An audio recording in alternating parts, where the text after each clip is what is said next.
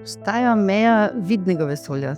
To je do tja, do kamor recimo bi segal naš pogled lahko v teoriji, če bi imeli perfektne instrumente. Ženske niso imele takega dostopa do izobrazbe kot moški, tudi vsi moški niso imeli seveda, ampak za ženske je sploh bil ta dostop recimo do univerz zelo omejen. In potem, ko so začele hoditi recimo na neke koledže, univerze, konec 19. stoletja, v začetku 20. stoletja, ko so končale, ko so se poročile, so morale pač zapustiti ta akademski svet. Tiste, ki so vztrajale ali pa se niso poročile in so potem tudi lahko marsikaj odkrile, v bistvu nekako jih je zgodovina potem kar prezrla, pozabila se.